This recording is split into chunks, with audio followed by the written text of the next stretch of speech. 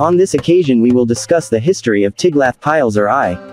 Tiglath-Pileser I reigned 1115–1076 BCE, an Assyrian king of the period known as the Middle Empire, revitalized the economy and the military that had been suffering, more or less, since the death of the king Tukulti-Ninurta I 1244–1208 BCE.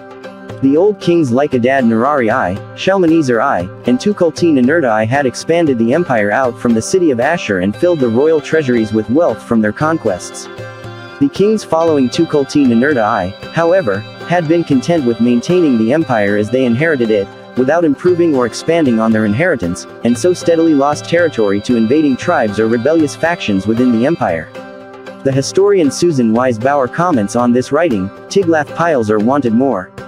He was the first warlike king since Shalmaneser, 8 generations in 100 years earlier. He turned against the invaders and used their attacks to take more land for himself. And for a brief period, a little under 40 years, Assyria regained something like its previous luminescence, 287. He campaigned widely throughout his reign with his army, initiated great building projects, and furthered the process of building a collection of books at the Library of Asyur by gathering cuneiform tablets from throughout the empire. He was a literate man who composed the first royal annals and is best known as the king who expanded the territory of the Assyrians to the extent that it truly could be called an empire. Prior to his reign, as the historian Paul Kriwacek notes, Assyria grew in territory, piece by piece, though with frequent reverses, to reach a first high point in the 1120s, when the king, Tiglath-Pileser I, crossed the Euphrates, captured the great city of Carchemish, and reached both the Black Sea and the Mediterranean, for the first time creating an Assyrian empire, 223. His reign was a single bright spot in the history of the empire at this time, however, and his gains would be lost by his successors who returned to the policies of containment which his predecessors had followed. He had defeated the Aramaeans of Eber-Nari, though they would continue to present a problem for him and, later, his successors, and taken Anatolia. Then the Babylonian king Nebuchadnezzar I made incursions into Assyrian territory and claimed he had conquered the land of the Amorites, the land of Eber-Nari. This scenario was very similar to the one centuries before when the Babylonian king Kashtiliash had taken Assyrian border territories and called down upon himself the wrath of Tukulti-Ninurta I.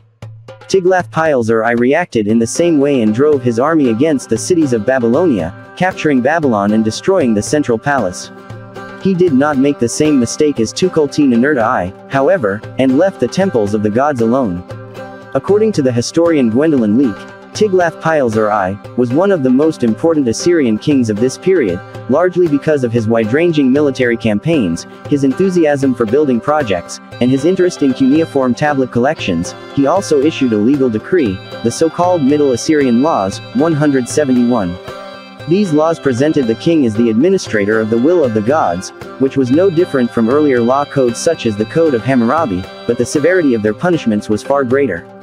In these laws, as in every aspect of his reign, Tiglath-Pileser I focused on a policy best expressed by the phrase of the later Latin poet Lucius Accius, Oderant dum metuant, let them hate, so long as they fear, a line made infamous by the Roman Emperor Caligula. Not only were the penalties severe, however, they seemed especially so for women. Tiglath-Pileser I probably died in his old age of natural causes.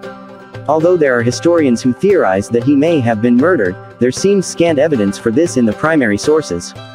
During his reign he enlarged the empire and imported animals from different lands to the region around Asyur, possibly creating an early zoo in the city. Leake notes that, he was also one of the first Assyrian kings to commission parks and gardens stocked with foreign and native trees and plants, 171. He was a notable hunter who claimed to have killed 920 lions and a narwhal among other animals. His law codes were held in esteem by his subjects and his royal annals emphasized his might and skill in battle.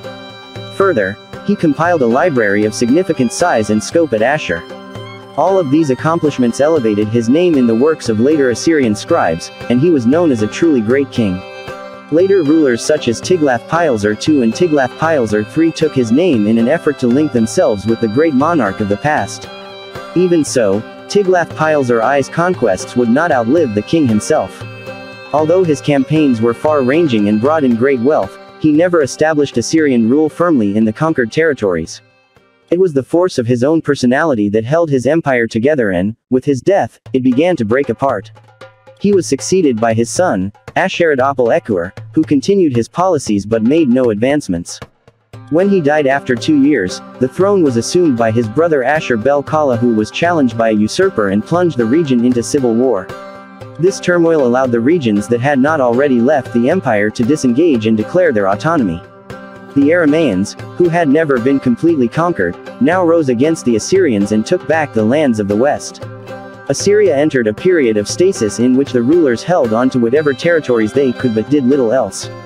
The empire dwindled and would stagnate until the rise of the king Adad-nirari II, 912 to 891 BCE, who again revitalized Assyria and initiated the Neo-Assyrian Empire, which would become the greatest political and military entity of the Near East for the next 3 centuries.